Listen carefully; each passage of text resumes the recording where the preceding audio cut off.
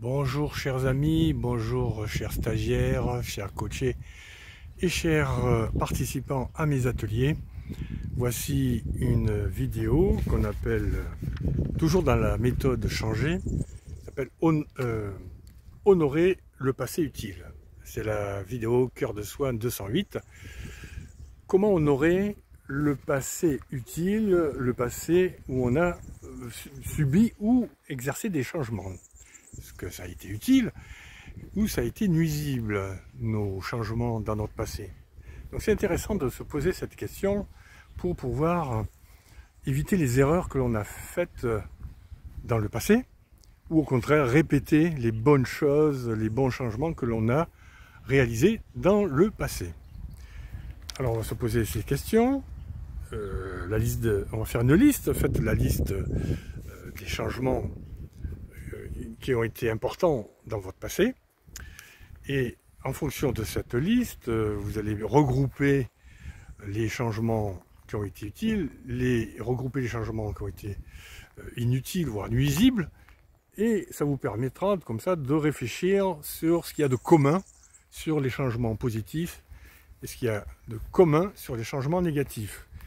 Et ça va vous permettre de mieux vous connaître vos actions, vos pensées, vos émotions, pour pouvoir, et les relations aussi avec les autres, pour pouvoir faire des changements efficaces, fluides, intéressants pour votre bien-être, votre épanouissement, votre croissance personnelle et professionnelle. Alors autre chose, on va parler donc là de coaching cette fois, puis on parlera dans la deuxième partie de cette vidéo des formations utiles pour penser justement pour honorer le passé utile. Alors j'y ai employé le mot honorer. Honorer le passé, c'est pouvoir remercier l'univers, remercier soi-même, remercier les gens qui nous ont aidés dans cette posture de changement du passé. Donc remercier les gens, les personnes, l'environnement de notre passé, et nous-mêmes aussi, nos cellules, bon, même s'il y en a beaucoup qui sont plus là, mais dans tous les cas, il y a une mémoire chez nous qui est restée, notre âme, notre être a gardé une certaine mémoire invisible. Donc ça nous permet de, justement, dans le passé, d'honorer les énergies du passé, parce qu'il en reste encore chez nous, dans notre ADN, dans la partie invisible aussi, dans notre énergie source. Eh bien, c'est important d'honorer le passé parce que ça nous monte en fréquence énergétique, ça nous permet de vibrer positivement. Quand on pense à des choses utiles, joyeuses, agréables, coopératives, collaboratives, ça nous monte en énergie, en fréquence. Et quand on est en haute énergie, on agit mieux, on est plus clairvoyant, on fait mieux les choses et on se sent mieux. Le corps le sent, notre âme le sent aussi. Donc plus on monte en fréquence, mieux c'est. Donc voilà pourquoi il faut honorer le passé. Alors justement, on va se poser une autre question. Lesquels de ces changements passés ont été des échecs et d'autres des réussites? Pourquoi?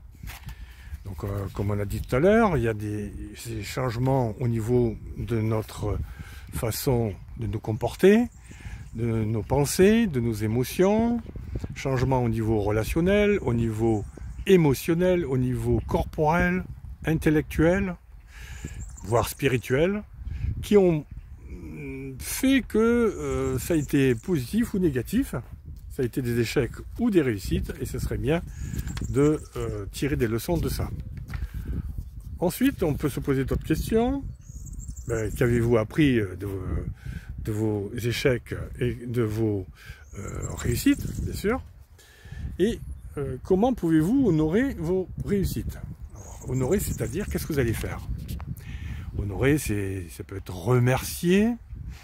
Vous vous mettez en état de prière ou de méditation, vous pensez au passé et vous employez des affirmations positives en disant « Je remercie les gens qui m'ont aidé à tel changement, je remercie mon corps et mon âme et mon énergie pour avoir pu faire ceci, faire cela. » Voilà, et ressentir évidemment ces moments de remerciement, cette gratitude que l'on a sur le passé. Ça, c'est important d'avoir de la gratitude sur le passé et pas de la gratitude uniquement sur ce qui se passe aujourd'hui.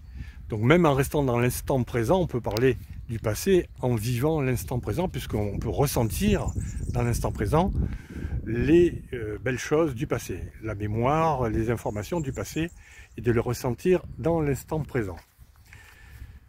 Ensuite, et pour terminer, que ressentez-vous en analysant tout cela? Tout ce que je viens de dire, est-ce que ça vous a angoissé? Est-ce que ça vous a rendu joyeux? Est-ce que ça vous a motivé pour continuer à faire votre plan d'action de changement?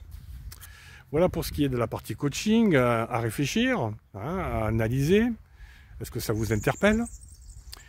Et dans la partie formation, on va voir qu'il y a plusieurs choses que l'on peut voir dans la partie formation. Eh bien déjà, pourquoi il faut remercier? Alors on va expliquer, il n'y a pas que le remerciement, hein, il y a autre chose pour honorer le passé. On peut écrire, on peut s'exprimer, on peut dessiner, on peut faire un côté artistique, on peut mémoriser d'une certaine façon.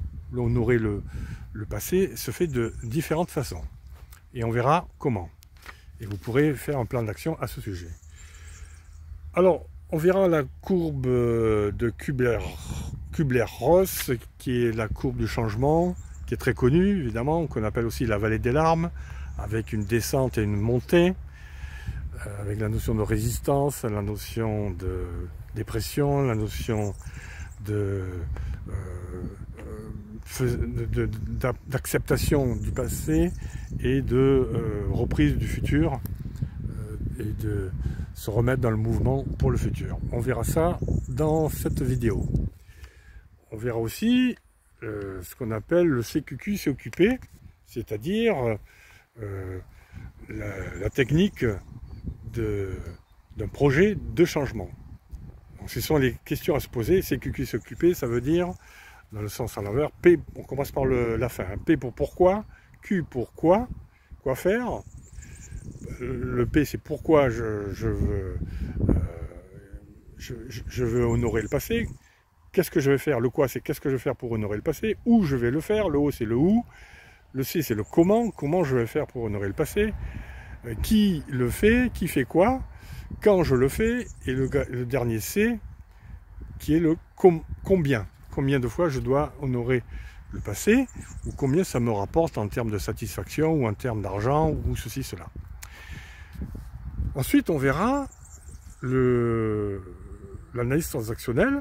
Alors, l'analyse transactionnelle, c'est quand même l'étude des communications.